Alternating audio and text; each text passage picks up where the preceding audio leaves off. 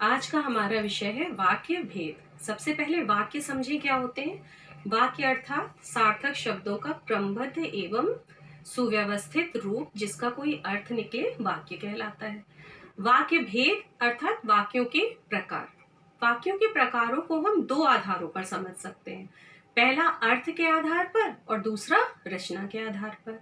कक्षा 9 में हमने पढ़े थे वाक्य भेद अर्थ के आधार पर, जो 8 श्रेणियों में विभक्त थे, जिनमें कुछ प्रमुख थे विधानवाचक, निषेधात्मक, आज्ञावाचक इत्यादि इत्यादि। कक्षा 10 के पाठ्यक्रम में रचना के आधार पर वाक्य भेदों को हमें पढ़ना है। रचना अर्थात कंस्ट्रक्शन, बनावट, अर्थात वाक्यों की बनावट कैसी है, उस आधार पर वाक्यों को 3 श्रेणियों में विभक्त किया गया है। जैसा आप सामने देख रहे हैं, पहला सरल वाक्य, दूसरा संयुक्त वाक्य और तीसरा मिश्र वाक्य। सरल वाक्य, जैसा कि नाम से स्पष्ट है, वाक्यों में सरलता होती है, जटिलता नहीं होती। सबसे बड़ी पहचान सरल वाक्यों की ये है कि संपूर्ण वाक्य में मुख्य क्रिया केवल एक ही होती है। अगर किसी वजह से वाक्य में 2 या 2 से अधिक क्रियाएं आ रही हैं, तो पहले की सभी क्रियाओं को कर लगाकर पूर्वकालिक बना दिया जाता है और मुख्य क्रिया एक ही रखी जाती है। उदाहरण देखेंगे तो अधिक स्पष्ट हो जाएगा। पहला उदाहरण देखिए, वह एक सज्जन पुरुष है। इस वाक्य में क्रिया क्या है, एक ही क्रिया है और एक ही मुख्य क्रिया है, अतः यह सरल वाक्य है, बहुत आसान है इसे पहचानना। दूसरा वाक्य देखिए, मैं दूध पीकर विद्यालय जाता हूँ। अब देखिए यहाँ पर कंफ्यूजन जनरेट होता है। पहली क्रिया है पीना और दूसरी क्रिया है जाना। तो हमने क्या किया सरल वाक्य बनाने के लिए कि पहली जो क्रिया थी उसको कर लगाकर पूर्वकालिक बना दिया और दूसरी क्रिया को मुख्य क्रिया के रूप में प्रयोग किया। तो वाक्य क्या बन गया, मैं दूध पीकर विद्यालय जाता हूँ। इसी तरह से तीसरा उदाहरण देखिए, रीता ने सुंदर गीत गाकर सबका दिल जीत लिया। यहाँ पर भी 2 क्रियाएं हैं, लेकिन आपको पता है कि पहली क्रिया में कर लगाकर उसको पूर्वकालिक बना देंगे और लास्ट वाली क्रिया को, बाद वाली क्रिया को हम मुख्य क्रिया के रूप में प्रयुक्त करेंगे। तो सरल वाक्य के रूप में क्या सेंटेंस बना, रीता ने सुंदर गीत गाकर सबका दिल जीत लिया। ठीक है, इस प्रकार सरल वाक्यों की सबसे बड़ी पहचान यही है कि वाक्य में मुख्य क्रिया एक ही होती है, जिसे देखकर आप आसानी से पहचान जाएंगे कि पर्टिकुलर वाक्य सरल वाक्य है। दूसरे प्रकार पर आते हैं संयुक्त वाक्य। जैसा कि नाम से स्पष्ट है, संयुक्त अर्थात जुड़ा हुआ। वाक्यों की चर्चा की जा रही है तो कौन जुड़े होंगे, वाक्य जुड़े होंगे। किससे जुड़े होंगे, संयोजक अव्यय के माध्यम से 2 वाक्य परस्पर जुड़े होंगे। संयोजक अव्यय अर्थात कंजंक्शंस, जिन्हें हिंदी में समुच्चय बोधक अव्यय भी कहा जाता है। ये होते हैं और, तथा, एवं, इसलिए, क्योंकि, परंतु, अन्यथा इत्यादि इत्यादि। अब संयोजक अव्यय के पहले वाला जो वाक्य होगा उसको क्या कहेंगे, प्रधान उपवाक्य, और संयोजक अव्यय के बाद वाला जो वाक्य होगा उसे कहेंगे समानाधिकरण। ये जो डिवीजन है इसे समझना बहुत जरूरी है, क्योंकि बोर्ड एग्जाम्स में अक्सर सेंटेंस दिया होता है और उसमें ये पहचानना होता है कि कौन सा भाग प्रधान उपवाक्य, कौन सा भाग समानाधिकरण है। तो हमेशा याद रखिए कि संयोजक अव्यय के पहले वाला जो वाक्य होगा वो प्रधान उपवाक्य कहलाएगा, बाद वाला वाक्य समानाधिकरण कहलाएगा। अब समानाधिकरण क्यों कहते हैं, शब्द से समझिए, समान अधिकरण अर्थात समान अधिकार। किस चीज का समान अधिकार, जो सारी चीजें प्रधान उपवाक्य में होंगी वही सारी चीजें समानाधिकरण वाक्य में भी होंगी। अर्थात कर्ता प्रधान उपवाक्य में भी होगा, कर्ता समानाधिकरण में भी होगा, क्रिया प्रधान उपवाक्य में भी होगी, क्रिया समानाधिकरण में भी होगी। उदाहरण देखिए, अधिक समझ में आएगा।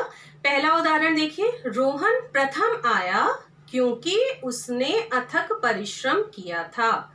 रोहन प्रथम आया प्रधान उपवाक्य, क्योंकि संयोजक अव्यय या समुच्चय बोधक अव्यय, और उसने अथक परिश्रम किया था समानाधिकरण। अब देखिए, कर्ता और क्रिया की तुलना कीजिए दोनों वाक्यों में। पहले वाक्य में जहां रोहन करता है, वहीं दूसरे वाक्य में उसने करता है। पहले वाक्य में जहां आया क्रिया है, वहीं दूसरे वाक्य में किया था क्रिया है। तो इस तरह से दोनों ही वाक्य बैलेंस्ड वाक्य हैं। दोनों में कर्ता और दोनों में क्रिया की उपस्थिति बराबर है। तो ये संयुक्त वाक्य अंतर्गत आया। सबसे बड़ी पहचान संयुक्त वाक्यों की ये है कि ये दोनों वाक्य किसी समुच्चय बोधक या संयोजक अव्यय या कंजंक्शन के द्वारा ही जुड़े होंगे। तो आपको सबसे पहले ये पहचानना है कि दोनों वाक्य किस शब्द से जुड़े हैं। अगर उस शब्द को आपने पहचान लिया तो वाक्य की पहचान बहुत आसानी से हो जाएगी। दूसरा उदाहरण देखिए, मैं कल बीमार था इसलिए मैं नहीं आ सका। दो वाक्य हैं, मैं कल बीमार था, मैं नहीं आ सका। उन दोनों वाक्यों को किससे जोड़ा जा रहा है? इसलिए संयोजक अव्यय के माध्यम से जोड़ा जा रहा है। ठीक है, तो जहां हमने देखा कि इसलिए संयोजक अव्यय है, हमें तुरंत ये पता चल जाएगा कि यह वाक्य कौन सा वाक्य है? संयुक्त वाक्य। तो संयुक्त वाक्य में आपको ये ध्यान रखना है कि दो वाक्य होंगे, समान अधिकार के होंगे और दोनों ही किसके द्वारा जुड़े होंगे? संयोजक अव्यय या समुच्चय बोधक अव्यय या कंजंक्शन के द्वारा जुड़े होंगे। तीसरे प्रकार पर आते हैं मिश्र वाक्य। मिश्र अर्थात मिला हुआ। वाक्य आपस में मिले होते हैं। कोई भी वाक्य अपने आप में कंप्लीट वाक्य नहीं होता है, पूर्ण वाक्य नहीं होता है।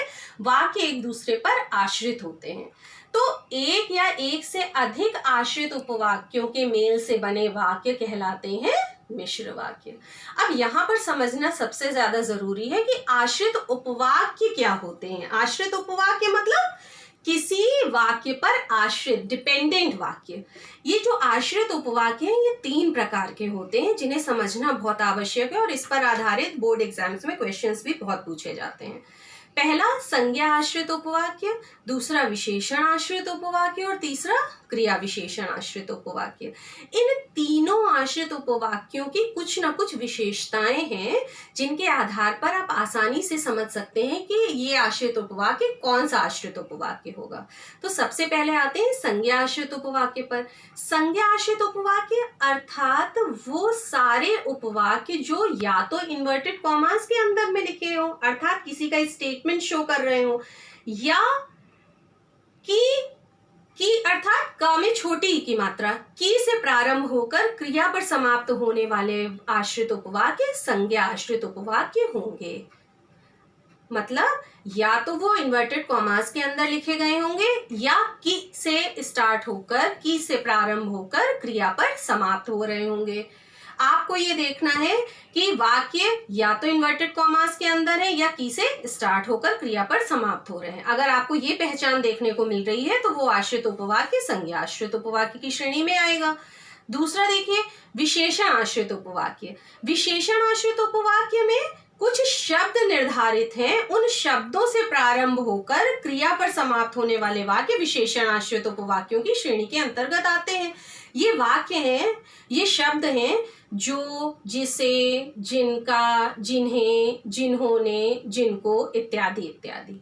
तो आपको ये देखना है कि जो, जिसे, जिनका, जिन्होंने इत्यादि शब्दों से प्रारंभ होकर क्रिया पर समाप्त होने वाले वाक्य विशेषण आश्रित उपवाक्य होंगे। तीसरा आ जाइए क्रिया विशेषण आश्रित उपवाक्य। क्रिया विशेषण अर्थात क्रिया की विशेषता बताने वाले शब्द। अब क्रिया की विशेषता बताने वाले शब्द आपको कोरिलेट करना पड़ेगा क्रिया विशेषण के प्रकारों से। क्रिया विशेषण के प्रकार कितने थे? 4 प्रकार थे। पहला रीतिवाचक अर्थात क्रिया कैसे की जा रही है। दूसरा कालवाचक अर्थात क्रिया कब की जा रही है। तीसरा स्थानवाचक अर्थात क्रिया कहाँ की जा रही है। और चौथा परिमाणवाचक क्रिया विशेषण अर्थात क्रिया कितनी मात्रा में की जा रही है। रीतिवाचक के लिए हम जैसे शब्द का प्रयोग करते हैं, कालवाचक के लिए जब शब्द का प्रयोग करते हैं, स्थानवाचक के लिए जहां शब्द का प्रयोग किया जाता है, और परिमाणवाचक क्रिया विशेषण के लिए जितना शब्द का प्रयोग किया जाता है। अर्थात जैसे, जब, जहां, जितना, इन 4 शब्दों से प्रारंभ होकर क्रिया पर समाप्त होने वाले वाक्य क्रिया विशेषण आश्रित उपवाक्यों की श्रेणी के अंतर्गत आते हैं। तो ये 3 आश्रित उपवाक्यों के प्रकार आपने पढ़े। संज्ञा आश्रित अर्थात इन्वर्टेड कॉमास के अंतर्गत आने वाले वाक्य, या की से स्टार्ट होकर क्रिया पर समाप्त होने वाले वाक्य। विशेषण आश्रित उपवाक्य अर्थात जो, जिसे, जिनका, जिन्होंने, जिन्हें इत्यादि शब्दों से प्रारंभ होकर क्रिया पर समाप्त होने वाले वाक्य। और क्रिया विशेषण में केवल 4 शब्द आते हैं, जैसे, जब, जहां, जितना। इन 4 शब्दों से प्रारंभ होकर क्रिया पर समाप्त होने वाले उपवाक्य क्रिया विशेषण आश्रित उपवाक्यों की श्रेणी में आते हैं। Thank you.